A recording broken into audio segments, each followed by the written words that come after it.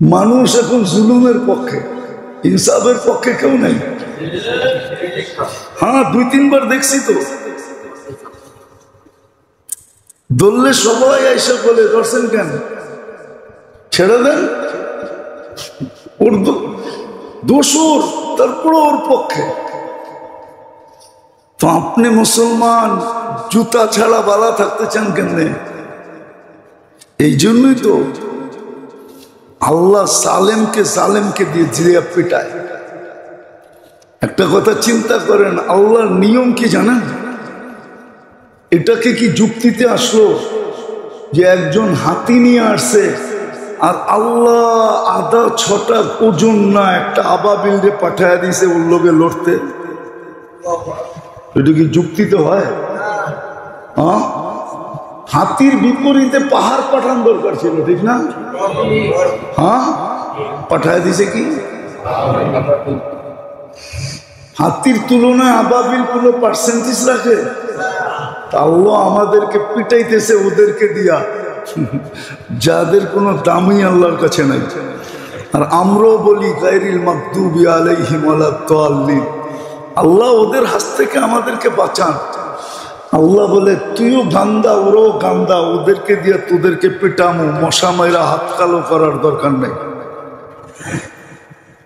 এই জন্যই তো ওদেরকে দিয়ে আমাদেরকে পিটাইতেছে, ওদেরকে দিয়ে আমাদেরকে পিটাইতেছে। আর গুটি আমাদের কোটে, বল আমাদের কাছে, ইচ্ছা করলে লাথি দিলেই গোল হবে, তারপরও আমরা পায়ে তেল মালিশ করতেছি। বুঝবেন না আমার কথা? না, কি বুঝবেন? তো মসজিদ গলি গলি দিছিলেন আল্লাহ এই জন্য, বন্দা যেন মরার আগেই 2 কদম দিয়া জান্নাতের টিকেট হাতে নিয়ে মরতে পারে। এই জন্যই হাদিসে আসছে, যাকে বেশি বেশি মসজিদে আসতে দেখো ও ইমানদার, ইমানদার, ইমানদার, তোমরা সাক্ষী দাও ও ইমানদার, পরিমাণ কমপ্লিট। কিন্তু ফজরে আমার এক কাতারে 15 জন ধরে, 12 জন হইলে ঠিক মতো দাঁড়াইতে পারে, 15 জন হইলে কি হয়, কনজাস্টেড হয়, 12 জন হইলে ঠিক মতো দাঁড়াইতে পারে আমার মসজিদে। কিন্তু ফজরে 2 কাতার হয় কিনা আল্লাহ জানে, হয় 2 কাতার।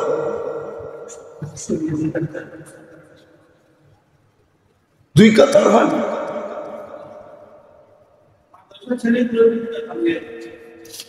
2 কাতার হয় না। আমি মাদ্রাসার ছেলের কথা বলতেছি না, মাদ্রাসা তো মাদ্রাসাই,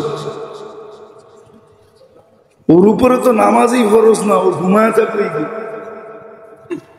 তো ছোট ছোট ছেলে, ওর উপরে তো নামাজই ফরজ না, ঠিক না? তারপরে তো হুজুররা মেহরবানি করে পিটায় পিটায় উঠায় পড়ায়। ও যদি বলে হুজুর করে নামাজই ফরজ না, সরে নেন থেকে, ঘুমায় লই, আপনি কি করবেন? ওর উপরে তো নামাজ ফরজ না, ফরজ নাকি? হ্যাঁ, ওটা দিয়ে 2 কাতার হয়। রাগ হয়ে যাবেন শব্দ বললে। মহল্লার মানুষের উচিত পেলার মধ্যে পানি লইয়া ওটার ভিতরে ডুব দিয়া মরা। হ্যাঁ, আমাকে চাকরি করে খেতে হবে না, এটা আবার মনে করেন না যে চাকরি করে খেতে হবে না। যে আল্লাহ পয়দা করছে ওই আল্লাহ রিজিক লেখা দিয়া পাঠাইছে। কসম খোদা, যেইভাবে লেখা দিয়া পাঠাইছে ওইভাবে খাওয়াবে, পায়ে দইরা খাওয়াবে। সত্য, এটাই সত্য। 2 কাতার হয় না, অথচ মহল্লায় মহল্লায় মসজিদ দিছিল। ও যেন মরার আগে 2 কদম দিয়া সার্টিফিকেটটা নিয়ে যেতে পারে। কিয়ামতের দিন যেন সবচেয়ে বড় নূর নিয়ে উঠতে পারে। বাশশিরিল মাশাঈনা ফিয-যুলাম ইলাল মাসাজিদি বিনূরিত তাম ইয়াউমাল কিয়ামা। ওর চেয়ে বড় নূরের অধিকারী কেউ হবে না যে মাগরিব এশা ফজরে মসজিদে আসে। ওর জন্য পরিপূর্ণ নূরের সুসংবাদ ছিল। তো আপনি সুখে থাকতে চান কেন? কিভাবে? যাক, যেটা বুঝাইতেছিলাম, আল্লাহ করুক বুঝে আসুক। মুহাম্মদুর রাসূলুল্লাহ এই জন্য আসছিলেন, ওনার আদর্শের গ্যারান্টি দিছেন আল্লাহ, গ্যারান্টি। বন্ধুর সব কিছু গ্যারান্টি যুক্ত। ওনার সমস্ত পদ্ধতি, আদর্শ, লাইফ স্টাইল সব কিছু গ্যারান্টি যুক্ত। ওমা ইয়ানতিকু আনিল হাওয়া ইন হুয়া ইল্লা ওয়াহয়ুন ইউহা, সব ওহীকৃত। ঠোঁট পর্যন্ত হেলান না আমরা না বললে। সবগুলোর উপর আল্লাহর গ্যারান্টি আছে। ইন তুতিউহু তাহতাদু, তোমরা সর্বক্ষেত্রে রাস্তা পাবে যদি ওনাকে অনুসরণ করলে। সর্ব জায়গায় রাস্তা পাবে। যেখানে রাস্তা দেখা যায় না ওইখানেও রাস্তা পাবে। যেখানে রাস্তা কোনো মতেই পসিবল না, সম্ভব না, কিন্তু আমরা বন্ধুর খাতিরে ওইখানেও রাস্তা বানায় দেব। আল্লাহর জন্য সম্ভব। এই জন্য একটা কথা কিতাবে লেখা পাওয়া যায়, হ্যাঁ আমরা টুটাফাটা ইবাদত করি, কিন্তু বললাম না মৌলিক শিক্ষা নেই, প্রাথমিক শিক্ষা নেই। এরমই আবেদ রেজে জিজ্ঞাসা করছে, লম্বা কাহিনী। ইমাম জাওজি রহমতুল্লাহ আলাইহি লেখছেন, ওনার কিতাবে লেখা আছে, উনি লেখছেন যে শয়তানে একদিন একজনকে বহুত বড় পুরস্কার দিছে। শুধু মাদ্রাসায় যাইতেছিল, ওকে মাদ্রাসার থেকে ফুসলায় ফাসলায় বিরত রাখছে। তো এই কাম করার কারণে ওরে সবচেয়ে বড় পুরস্কার দিছে। তো সব শয়তান খেপে গেছে, সামান্য একটা কাম করলো, চকলেট ধরায় মাদ্রাসার থেকে বিরত রাখলো, আপনি সবচেয়ে বড় পুরস্কারটা ওরে দিলেন। আমরা জিনা করাইলাম, মার্ডার করাইলাম, এই করাইলাম, সেই করাইলাম, মদ খাওয়াইলাম, আমগরে দিয়ে ধরায়া দিলেন ছোট ছোট পুরস্কার। তো সব যখন বিরুদ্ধে, তো শয়তান কয় মুখের কথায় মানব না, সব বীরে নিয়ে কয় চল চোখে আঙ্গুল দিয়ে দেখায় দিই, কত এত বড় পুরস্কার দিলাম। তো যা দেখে ইবাদত করতেছে আবেদ। আবেদ আমাদের মধ্যে পাইবেন কিছু লোক সামান্য কিছু শিখাই এমন ভাব, এমন ইবাদত, মনে হয় হয়তো উনি নাউজুবিল্লাহ আল্লাহর লগে লগে থাকে বা আল্লাহই উনার লগে থাকে। ভাব ভঙ্গি এরকম, কথাবার্তা এরকম, এরাই সবচেয়ে বড় দিনদার, আর কেউ দিনদার না। কইলে তো আবার অনেকে চেতেও যাইব, কইই ফেলাই, ঠিক না? মনে রেখা লাভ আছে নাকি? না, অনেকে চেতা যাবে, চেতা যাবে। ইমাম সাহেবরে কইতেছে খালি ইমামতি করেন, সময় তো লাগাইলেন না, চিল্লা তো দিলেন না। উনি মনে হয় চিল্লা দিয়ে আরশে গেছে, আর ইমাম সাহেব যে জিন্দিগি দিয়ে দিছে এটার কোনো দামই ওর কাছে নেই। খালি মাদ্রাসায় পড়ান, অথচ ও তালিমে পড়ে, ও তালিমের ভিতরে তালিম করে।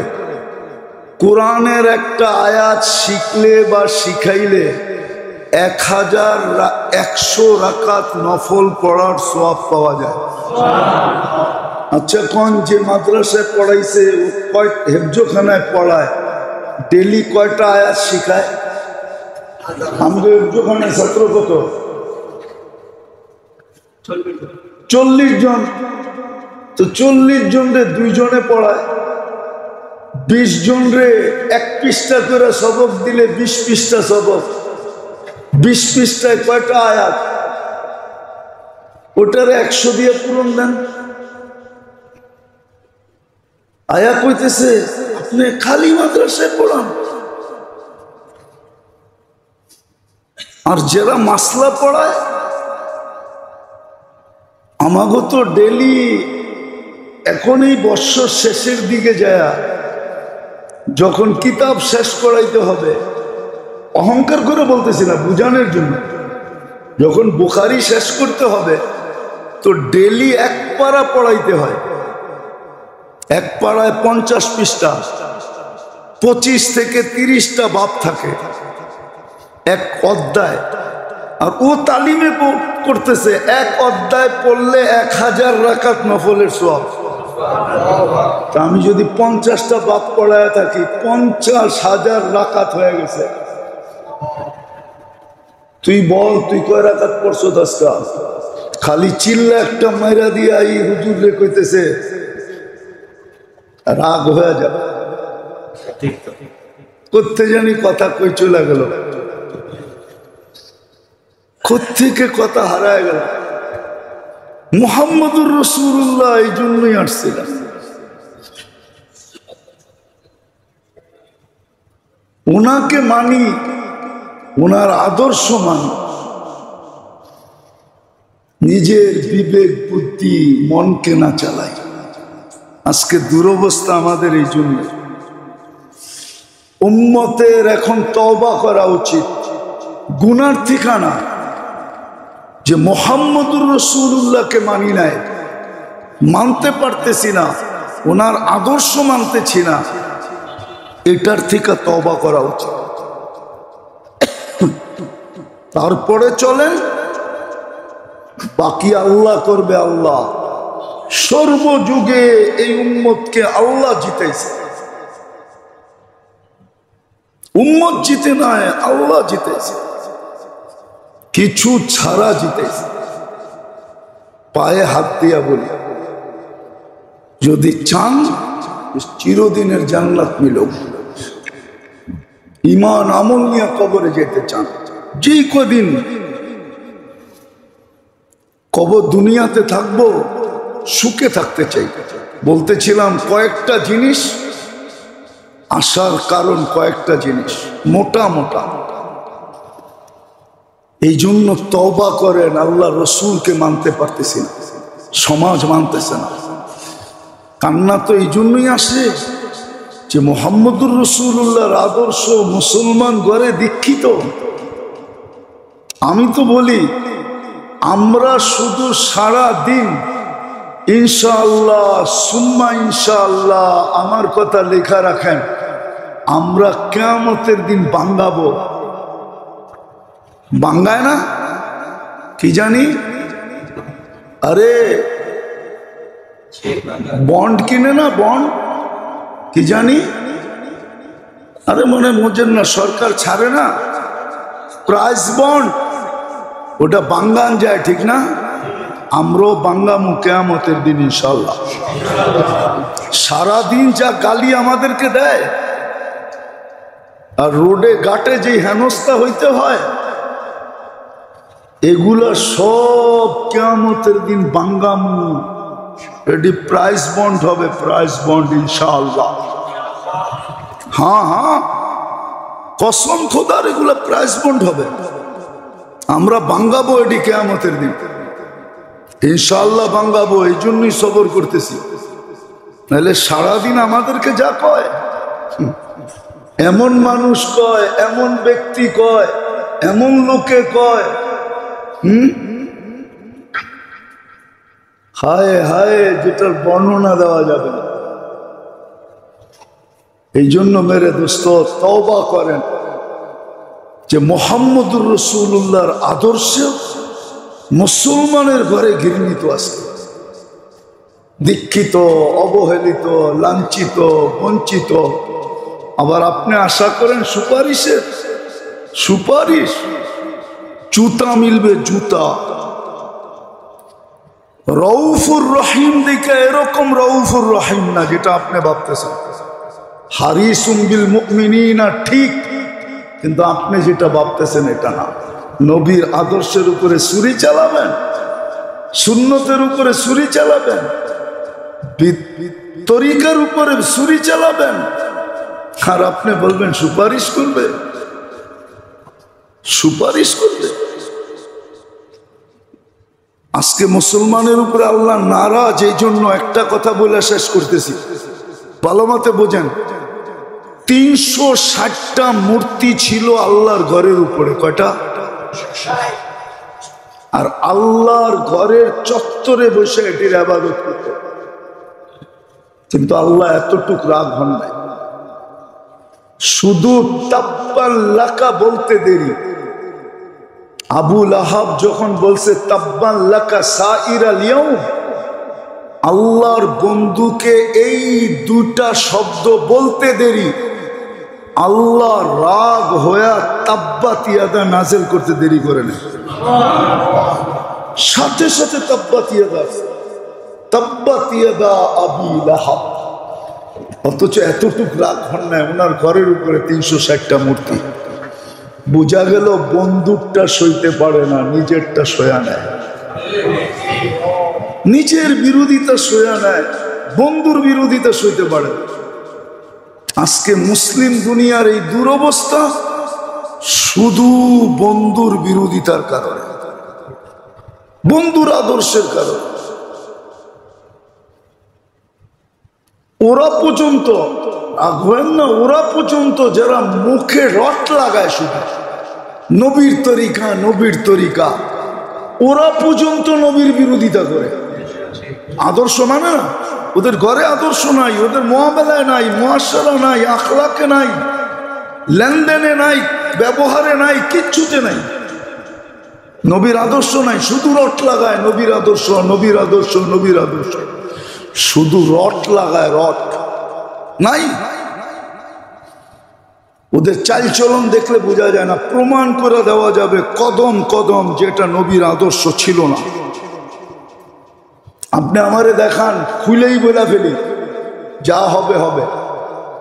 টঙ্গীর যে ট্রেজারি এই পর্যন্ত যা হইতেছে হইছে, সামনে যা হবে, তাবলীগের যে দুরবস্থা যা হইতেছে দুই গ্রুপে, এটা নবীর কোন আদর্শে আছে আমারে দেখায় দেয়। সারা জাতির জুতা আমার কাল, কোন আদর্শে আছে নবীর? বলুক, মিডিয়ায় কথা চলে যাবে। আর মিডিয়ারও আজিব, আগামীতে তো আমরা কমপ্লেন করবো। কালকে একটা দেখা, কালকে বিকালেও আমি বলছি, কালকে রাত্রের বয়ানও বলছি, আমরা যেটা বলি না ভিউজ পাওয়ার লেগা ওইটা ট্যাগ লাগায় ছেড়ে দেয়, এডিট করে ছেড়ে দেয়।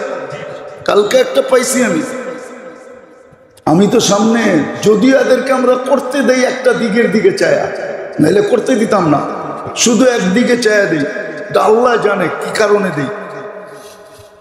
কিন্তু কালকের থেকে নিয়ত করছি এরকম খুঁজা যেটা পাবো সাথে সাথে কমপ্লেন জাগা মতে পাঠায় দেব।